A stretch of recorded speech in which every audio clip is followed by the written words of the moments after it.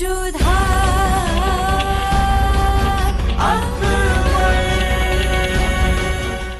धारावाहिक किसी प्रकार की ऐतिहासिकता का दावा नहीं करता। तत्कालीन परिस्थितियों को दर्शाने के लिए आवश्यक और उचित नाटकीय रूपांतर किए गए हैं। ऐतिहासिक रूप से जोधाबाई के स्थान पर हरकाबाई, हीर कुंवर जैसे नाम इतिहास में प्रचलित हैं। ये धारावाहिक किसी भी सामाजिक परंपरा और पारिवारिक संबंधों का ऐतिहासिक दावा नहीं करता है। इसका उद्देश्य किसी भी समुदाय की भावनाओं को ठेस पहुंचाना नहीं है।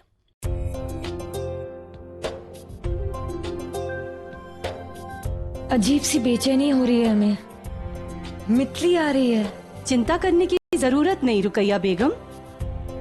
ऐसी हालत में बेचैनी तो होती ही है। जब तक बच्चा दुनिया में नहीं आ जाता ऐसा भारीपन महसूस होता ही रहेगा। आप चिंता ना करें। लीजिए, आप फल खाइए। नहीं, हमारा मन नहीं कर रहा है। सलाम शहंशाह।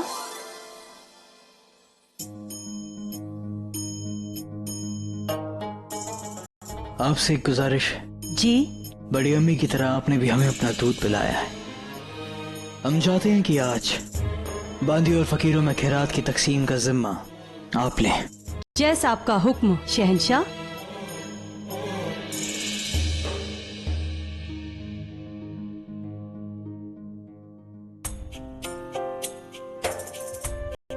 जश्न खत्म हो गया है रुकैया। तुम थक गई होंगी। तुम्हें नींद नहीं आ रही? नहीं जलाल, जब दिल से लगातार दुआ निकल रही हो तो आंखों में नींद नहीं आती। खुदा ने तुम्हारी मुराद पूरी तो कर दी, तुम्हारी गोद भरती। अब क्या मांगूंगी उनसे? यही कि हमारी कोख से बेटा ही हो। हम केवल तुम्हें औलाद नहीं देना चाहते जलाल, हम तुम्हें इस सल्तनत का वारिस देना चाहते हैं।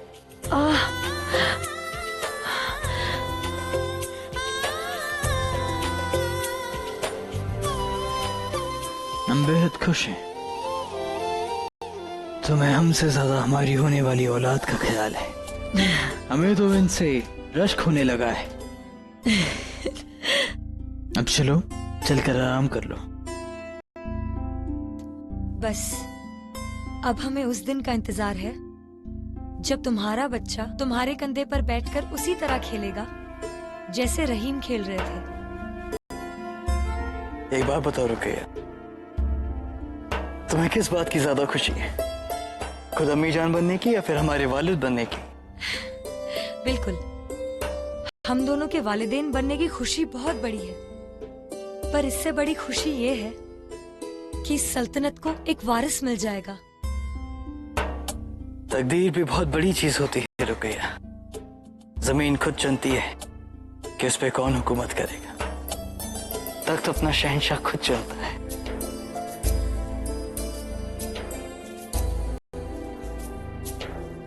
जलाल, ये जमीन और तख्त को तय करने दो कि हमारा बच्चा शहंशाह बनेगा या नहीं। तो अब तुम बताओ कि तुम्हें किस बात की ज्यादा खुशी है? बेशक हमारे वालिदैन बनने की रुकैया। रुकैया, एक वालिदैन के लिए उसकी औलाद से अहम कुछ नहीं होता है। हमने तो तय भी कर लिया है कि अगले 1 साल तक हम किसी जान के लिए कुछ नहीं करेंगे। यहीं रहेंगे तुम्हारे और हमारे होने वाले बच्चे के साथ। रुकैया, खुदा का करम है हम पर। उसके रहम के लिए हम उसका दिल से शुक्रिया अदा करना चाहेंगे। न जाने ऐसा क्यों लग रहा है कि तुम्हारे सीने में भी दिल धड़कने लगा है जलाल। जब बात औलाद की है तो हाँ, शायद हमारे सीने में भी दिल है।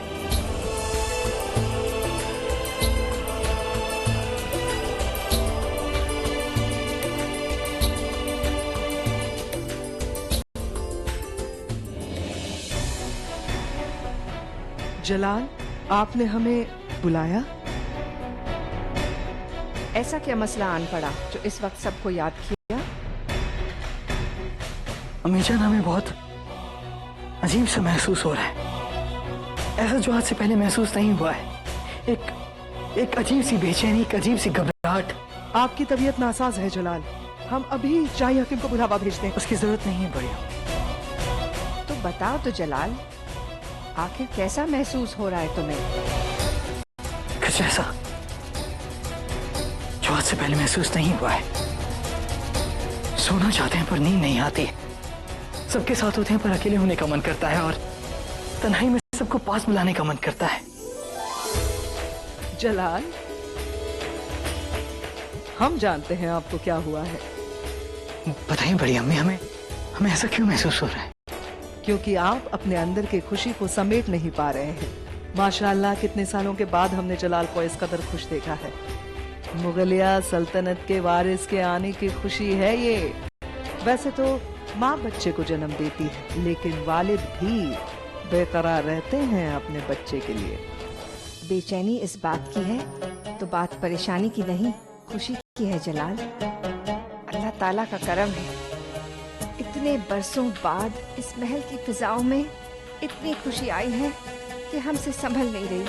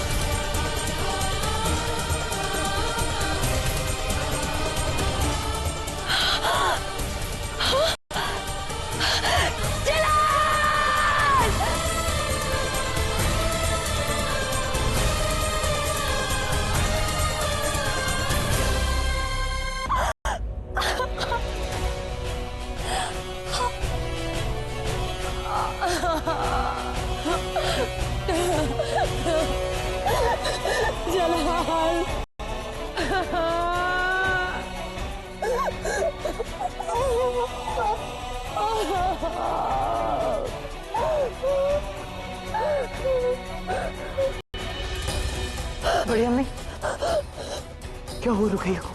जलाल, अभी इस वक्त कुछ भी नहीं बताया जा सकता, पर इतना जरूर है कि बेगम रुकैया को इलाज की सख्त जरूरत है इस वक्त। लेकिन आपकी यहाँ मौजूदगी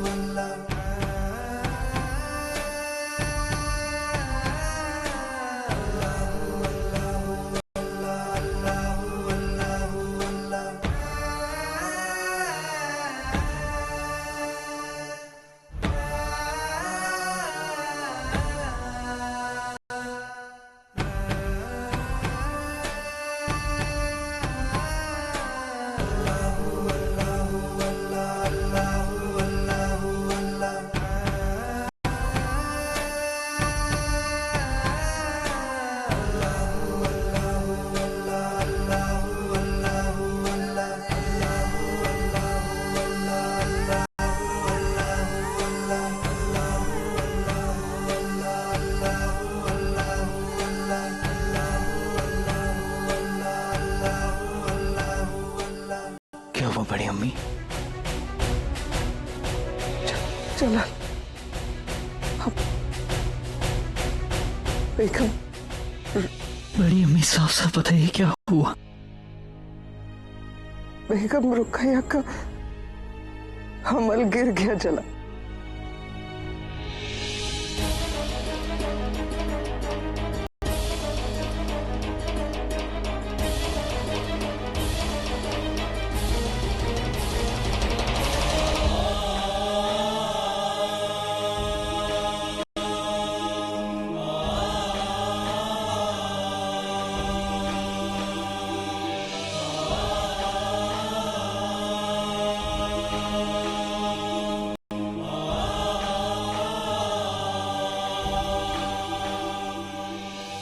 एक सपना आंखों में था, आंसू बन के बह गया। क्यों करता है खुदा हमारे साथ ऐसा? क्यों हमारी प्यास जगाता है, फिर पानी दिखाकर छीन लेता है हमसे। रहीम है ना वो, फिर क्यों रहम नहीं किया उसने हम पर? बचपन से कम रखैया पे तो तरस खाता, सजदा करती वो, दुआएं मांगती वो।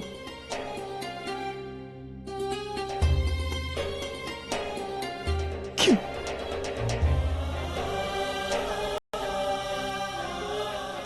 जलाल, हम जानते हैं आपको बहुत गहरी चोट लगी है, बिखर चुके हैं आप। बेगम रुकैया भी। अल्लाह बड़ा कारसाज है जलाल, वो कब क्या इसके बारे में सोचेगा कोई नहीं बता सकता। खुदा मिलेगा तो पूछेंगे उससे, क्यों सोचा ये हमारे लिए? बड़ी अम्मी, कोई हमसे हमारा तख्त छीन ले, हमारा ताज छीन ले, हमारा सल्तनत छीन ले, सब कुछ छीन ले हमारा, लेकिन कोई हमें हमारी औलाद लौटा दे। बस कोई हमें हमारी खोई हुई बस औलाद लौटा दे।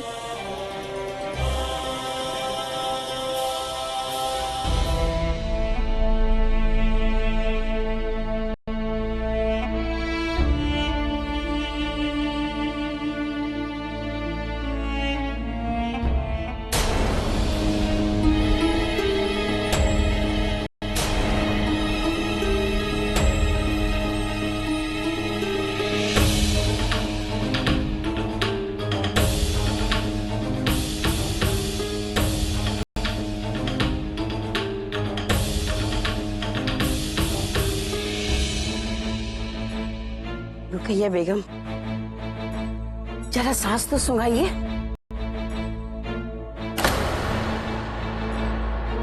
हाय अल्लाह। हुसैन, तुम बेगम साहबा के पास करो। क्या आप ये यकीन के साथ कह सकती हैं? जी शहंशाह, ये हमारे कुदरती तौर पे नहीं गिरा, बल्कि किसी की साजिश है। क्या कहना चाह रही हो तुम? रुकैया बेगम को धतूरे का अर्क दिया गया है मेहमांगा। अगर कोई आम आदमी इसे पी ले, उसे केवल नींद आती। अगर इसे किसी हमला औरत को दिया जाए तो बच्चे के लिए जानलेवा हो सकता है। हमने उसके निशान देखे हैं बेगम के खून में, और बेगम के मुंह से भी उसकी महक आ रही थी। किसने किया ये गुनाह? ये तो हमारे भी समझ में नहीं आ रहा शहंशाह। बाहर से जो भी सामान महल के अंदर आया है वो हमारे निगहबानी में अंदर आया है, और रुकैया बेगम तक जो भी चीज पहुंची है वो हमारे सामने चखी गई थी। ये भी तो हो सकता है ना, आपके चखने के बाद उसमें वो अर्क मिलाया गया हो। जिसने भी ये गुनाह किया है, हमारी शमशीर उसके खून से रंगी जाएगी। एक बात और, ये अर्क मुगल सल्तनत के सरहद पे नहीं पाया जाता, ना ही बनाया जाता है। आम इंसान के बस का नहीं है इसे साधना। ये मुगल सरहद के पार से आया है। मुगल सरहद के पार से? हाँ, रुकैया बेगम ने जो आखिरी चीज खाई या चखी, उसमें ही उसे मिलाया गया था, तभी उनके मुंह से उसकी महक आ रही थी।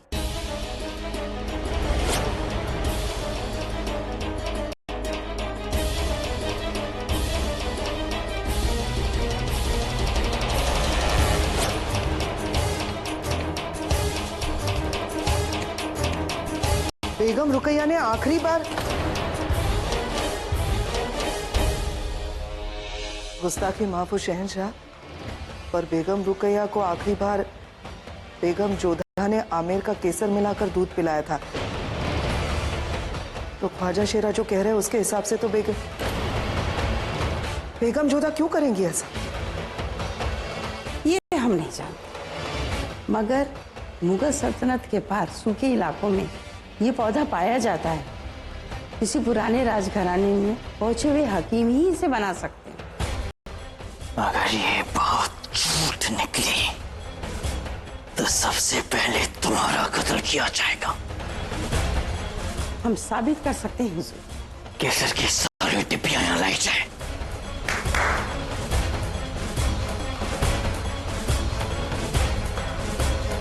ये केसर जोधा और उसके भाइयों ने रुकैया को नजर किया था, अब जांचिए इसे।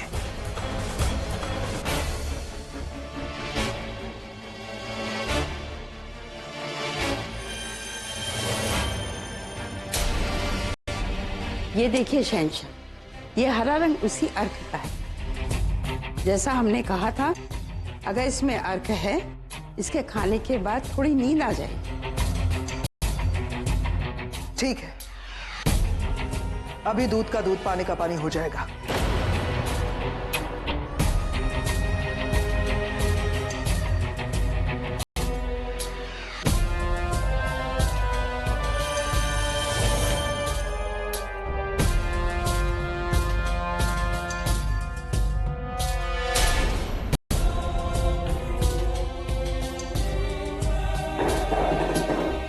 ये देखिए शहंशाह, इनके मुंह से भी वैसी ही महक आ रही। इस केसर में ही वो अर्क मिला हुआ है। जोधा,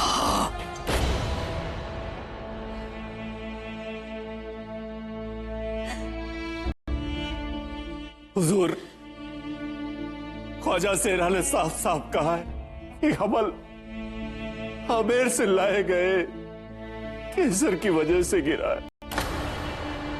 उस केसर में धतूरे का एक खास अर्क मिलाया गया था जो कोख में पल रहे बच्चे के लिए जानलेवा होता है।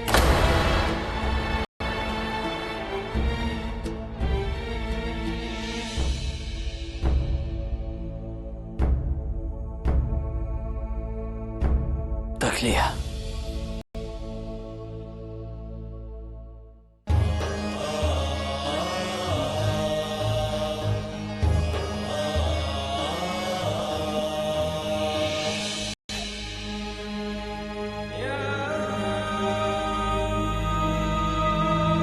तुम्हें बहुत अफसोस है रुकैया।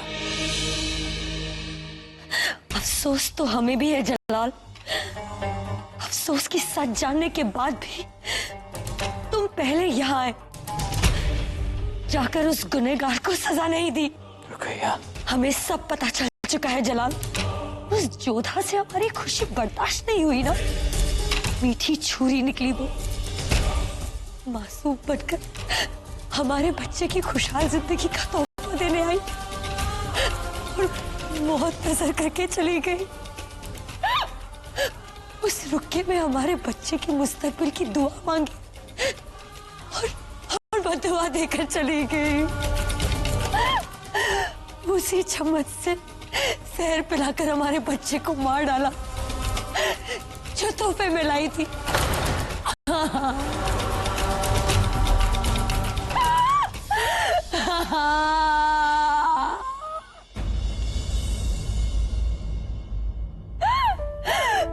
खुद को संभाला रुकैया। जिसकी कोख उजड़ जाए वो कैसे संभले जलाल। हमें हौसला नहीं, इंसाफ चाहिए, इंसाफ। और ये इंसाफ एक बेगम अपने शौहर से नहीं बल्कि एक माँ अपनी सल्तनत की शहंशाह से मांगती है। हमें इंसाफ चाहिए। मौत से भी बदतर सजा मिलनी चाहिए उस गुनहगार को जिसने ये जलील हरकत की है।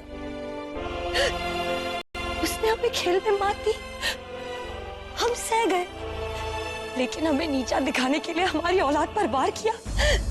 ये हम कैसे सहे जलाल? हमें इंसाफ चाहिए, चाहे गुनहगार जोधा बेगम ही क्यों ना हो। हमें इंसाफ चाहिए जलाल, हमें इंसाफ चाहिए।